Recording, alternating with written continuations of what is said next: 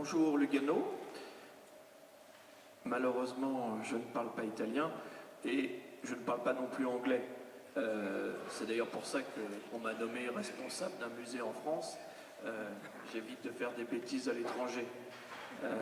Alors, je vous rassure, je ne connais pas grand-chose non plus à Picasso.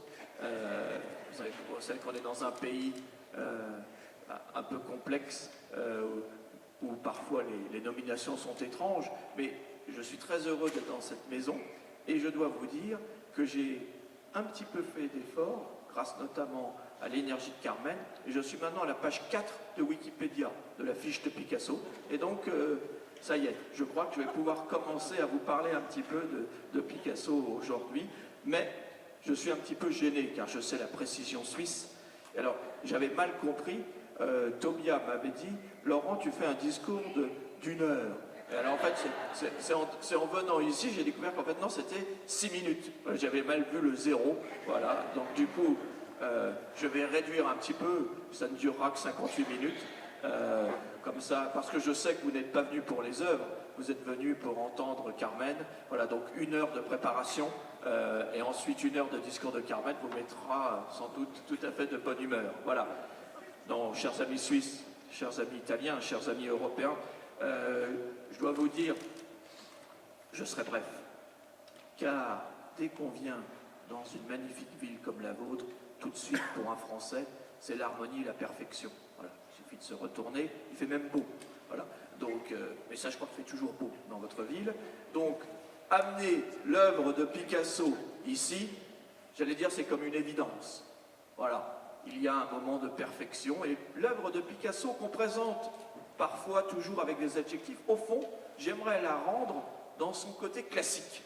Non pas que Lugano soit classique, mais je pense que votre pays est un pays d'harmonie et je pense que le classicisme, vous allez le voir dans la magie de cette exposition, la maestria de perfection du commissariat de Carmen, l'occasion pour moi tout de suite de me lancer dans des remerciements. Là aussi, ça sera bref, ça sera qu'une quarantaine de minutes. Mais je dois dire que dans ce moment, vous avez quoi?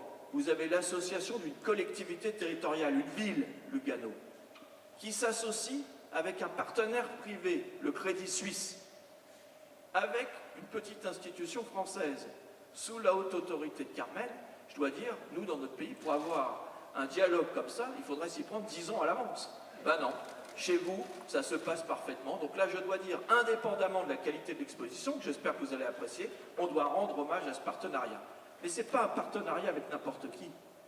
Je crois que Tobia l'a dit, mais je me permettrai de le redire derrière lui. Des équipes fantastiques ici dans ce musée qui vient d'ouvrir, qui font vraiment rougir de honte. Mais permettez-moi quand même de dire un petit mot pour mes équipes, qui ont aidé, comme l'a rappelé Tobia, et notamment Colline qui est ici présente, Claire et Sarah, car je crois quand même que là aussi, il y a une belle harmonie.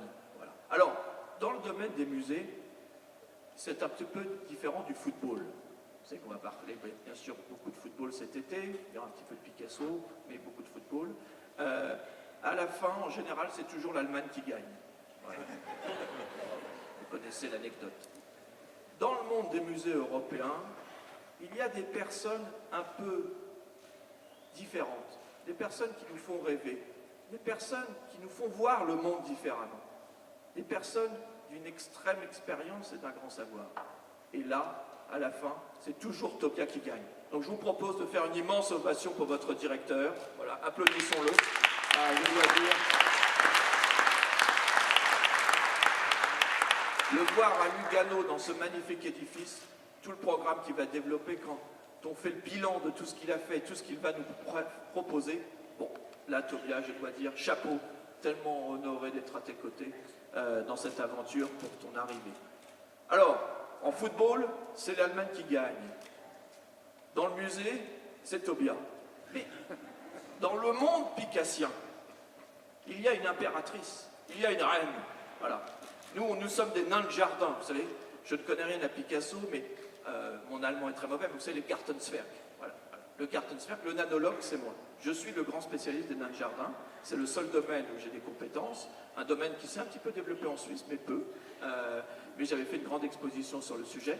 Et je dois dire À côté de Carmen, nous sommes que des nains de jardin dans le domaine Picasso. Et donc je voulais féliciter Carmen, car son travail est admirable. Je vous propose à nouveau de faire du bruit. Voilà, on a la chance de l'avoir.